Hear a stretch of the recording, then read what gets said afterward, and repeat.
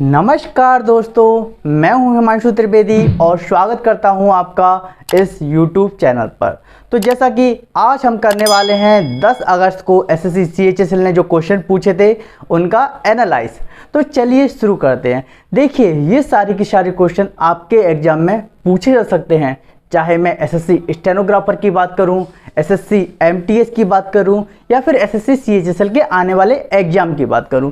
तो चलिए शुरू करते हैं। देखिए, फर्स्ट नंबर पे यहाँ पे लिखा हुआ है इनर्ट। इनर्ट का मतलब क्या होता है बताइए आप। तो इनर्ट का मतलब होता है जड़त्व। जड़त्व मतलब होता है अकर्मण्य व्यक्ति होता है ना, जो कुछ काम नहीं करता, आलसी टाइप का भी हम उसे बोल सकते हैं। तो देख लिए फर्स्ट नंबर देख लेते हैं। फर्स्ट नंबर पे लिखा हुआ है लेजी। लेजी का मतलब क्या होता है? आलसी। लेजी का मतलब क्या होता है? आलसी। ये तो कॉमन वर्ड है। इसके बाद एक्टिव। एक्टिव मतलब क्या होता है? फुर्तीवान। थर्ड नंबर पे लिखा हुआ है डोरमेंट। डोरमेंट मतलब क्या होता है बताइए। डोरमेंट मतलब क्या होता है? डोरमेंट मतलब निष्क्रिय व्यक्ति। डोरमेंट मतलब निष्क्रिय व्यक्ति। और स्लॉथफुल मतलब, इसका भी मतलब क्या होता है? इनएक्टिव। जो एक्टिव नहीं रहता उसे हम क्या बोलते हैं? स्लॉथफुल। तो देखिए यहाँ पर क्या पूछा गया है, यहाँ पर एंटोनिम्स पूछा गया है। तो इनर्ट का एंटोनिम्स क्या हो जाएगा बताइए। इनर्ट का एंटोनिम्स हो जाएगा अपना एक्टिव। क्या हो जाएगा? इनर्ट का एंटोनिम्स एक्टिव हो जाएगा। उसी प्रकार से यहाँ पे सेकंड एंटोनिम्स पूछा गया है अपहोल्ड। अपहोल्ड का मतलब बताइए क्या होता है?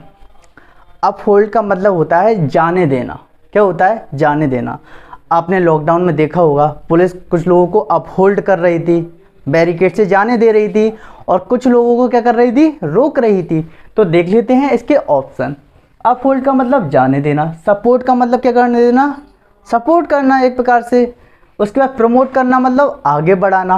प्रमोट करना भी मतलब आगे बढ़ाना। सिनोनिम जैसे लग रहा है ना ये तो। इसके बाद सपोर्ट करना मतलब ये फिर से लिख दिया। इम्पीड। इम्पीड मतलब क्या होता है बताइए। इम्पीड मतलब होता है बाधा डाल देना। अब आप जा रहे हो लॉकडाउन में घर से बाहर इंपॉर्टेंट काम के लिए, कभी कभी तो पुलिस आपको क्या करने देती है? अपहोल्ड करने देती है। और कभी कभी क्या कर देती है? इम्पीड मतलब बाधा डाल देती है। तो इसका एंटोनिम्स क्या हो जाएगा? अपहोल्ड का एंटोनिम्स हो जाएगा अपना इम्पीड। क्या हो जाएगा? इम्पीड। उसी के बाद मैं बात करूं सिल्ट। सिल्ट का मतलब क्या होता है बताइए। क्लियर होता है। क्लियर मतलब क्या होता है? साफ सुथरा। इसके बाद अनब्लॉक मतलब भी क्या होता है? जो खुला हुआ रहता है। पैक मतलब पैक्ड। और अनस्टॉप मतलब जो अनस्टॉप रहता है। देखिए, अब देखिए सिल्ट का मतलब होता है एक प्रकार से कवर्ड।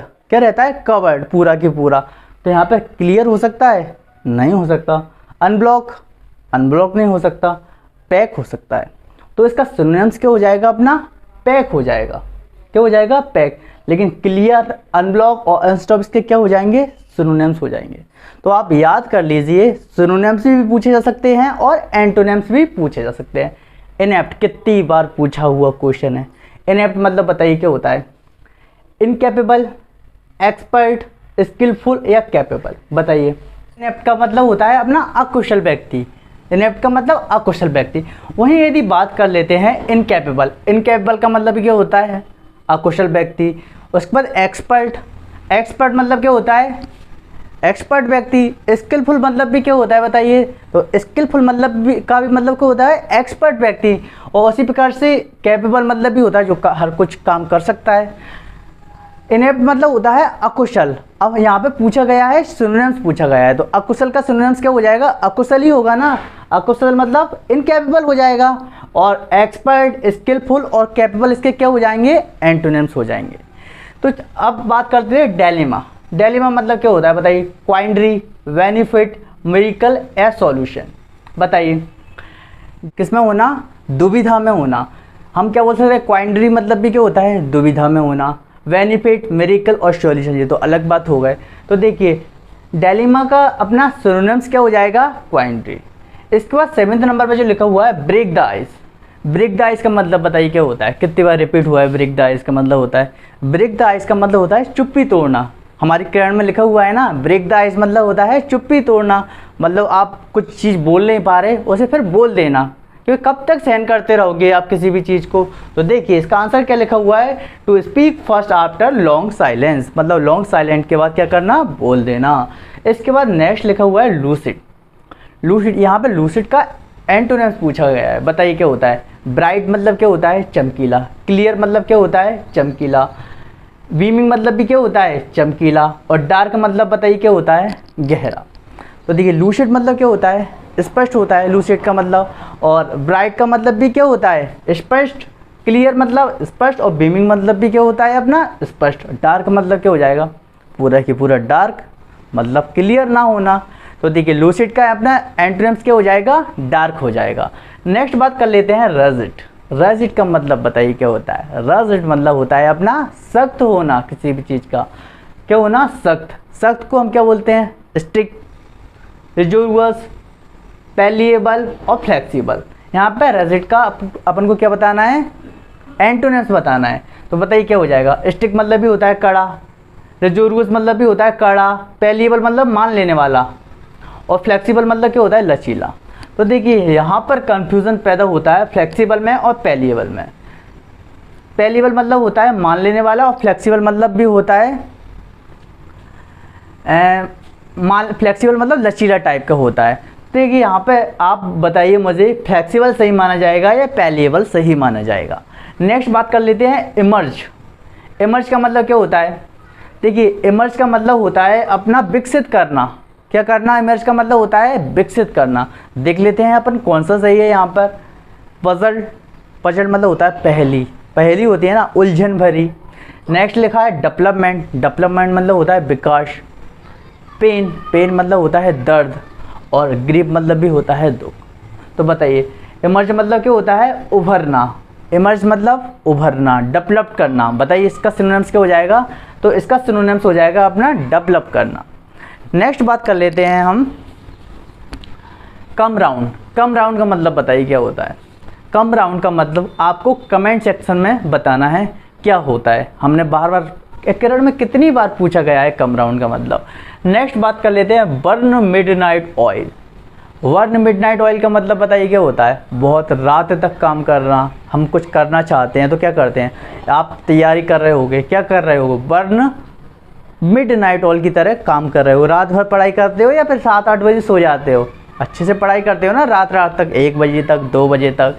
नेक्स्ट बात कर लेते हैं आइदर और वाली एरर। देखिए मुझे सेम एरर तो मिली नहीं है, लेकिन पता चला है कि आइदर और वाले पार्ट से एरर पूछी गई हैं। तो देख लेते हैं हम। आइदर यू और your brothers have committed this crime. या तो तुमने या तुम्हारे भाइयों ने क्या किया है, क्राइम किया है। बताइए क्या गलती है इसमें। जैसा कि हमने पढ़ा है आइदर और, नाइदर और, नॉट ओनली बट आल्सो। इसके बाद वाले सब्जेक्ट के अकॉर्डिंग हमें क्या लेना होता है, हेल्पिंग वर्ब लेना होता है।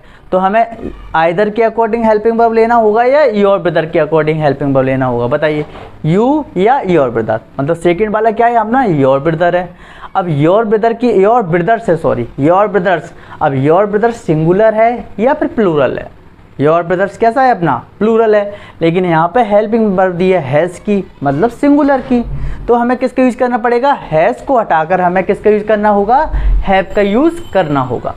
अब नेक्स्ट बात कर लेते हैं the doctor who treats you is an MD. Doctor जिसने तुम्हारा इलाज किया हुआ है कौन है, एक एमडी है।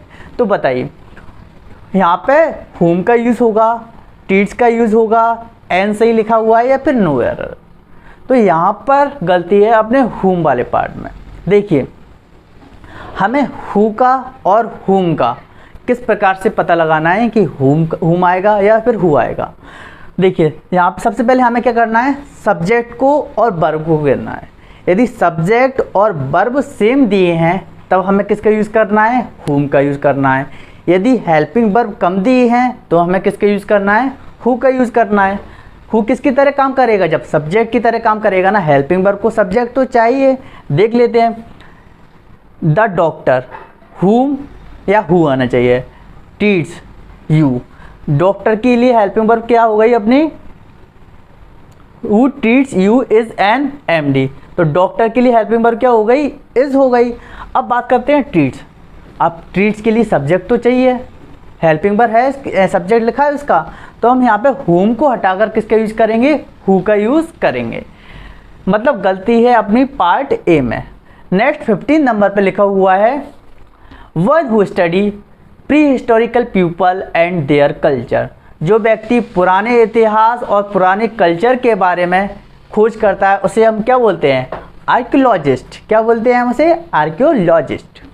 नेक्स्ट बात कर लेते हैं specialist in the structure of function of the heart.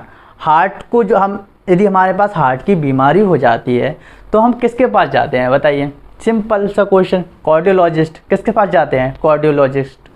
Next बात है Dilip told Meena she was doing his work. अब ये किस सेंटेंस में लिखा हुआ है बताइए? डायरेक्ट में लिखा हुआ है या इनडायरेक्ट में लिखा हुआ है?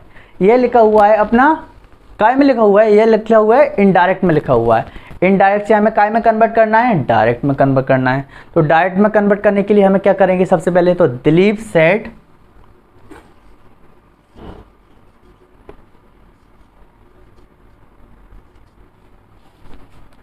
टू मीना। इसका बताइए क्या इन्वर्टेड कॉमा लगाते हैं? हम लगाते हैं ना। अब देखिए ही कैसे आ सकता है बताइए? ही कैसे आ सकता है? हम यहाँ पे यू लिखें या फिर आई लिखें। तो जैसा कि हमें पता है यदि हम आई लिखेंगे मतलब फर्स्ट पर्सन अपना किस में चेंज होता है? रिपोर्टेड वर्ब के सब्जेक्ट के अकॉर्डिंग चेंज हो जाता है। यदि हम आई लिखेंगे तो यहाँ पे ही हो जाएगा ना, क्योंकि दिलीप क्या है? दिलीप क्या है? अपना बॉय है, बॉय की लड़का है, इसके लिए हम किसका यूज करेंगे? ही का। और यदि मैं यहाँ पे यू लिख दूँ तो यू का मतलब क्या होता है? अपना मीना। मीना मतलब लड़की, तो सी का यूज़ होना चाहिए था। तो यहाँ पे यू तो आएगा नहीं, क्या आएगा यहाँ पर? ही आएगा, आई आएगा। आई, अब ये टेंस काय में अपना वॉज डूइंग। वॉज डूइंग काय में आता है? पास्ट कंटिन्यूस में आता है। अब पास्ट कंटिन्यूस में सेंटेंस कैसे गया होगा? जब प्रेजेंट कंटिन्यूस में होगा जब ही तो पास्ट कंटिन्यूस में गया होगा। तो I am doing my work. I am doing my work.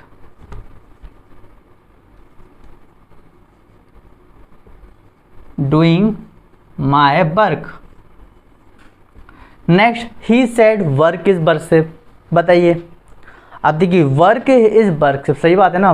काम कर्म ही क्या है? पूजा है। ये क्या है? एक अपना बताइए यूनिवर्सल ट्रूथ है। अब यूनिवर्सल ट्रूथ कभी चेंज होता है क्या? चाहे पास्ट हो, प्रेजेंट हो, कोई भी सब्जेक्ट हो, कुछ नहीं होता ना चेंज। तो देखिए ही सेड दैट, किस प्रकार से लिख देंगे? Work is worship.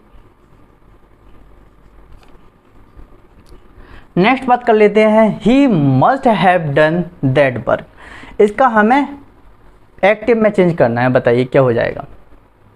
तो देखिए इसका क्या हो जाएगा? देखिए जी क्या लिखा है अपना? एक्टिव में लिखा हुआ है। एक्टिव को हमें काय में चेंज करना है? पैसिव में चेंज करना है। तो देखिए क्या हो जाएगा? अपना ऑब्जेक्ट कौन सा है? That work. दैट वर्क है ना अपना ऑब्जेक्ट, दैट वर्क। अब दैट वर्क के बाद हमें क्या लगाना है? मस्ट तो लगाना ही पड़ेगा ना हमें दैट वर्क के बाद, तो मस्ट लगा दिया हमने। मस्ट के बाद क्या लगेगा? हैव।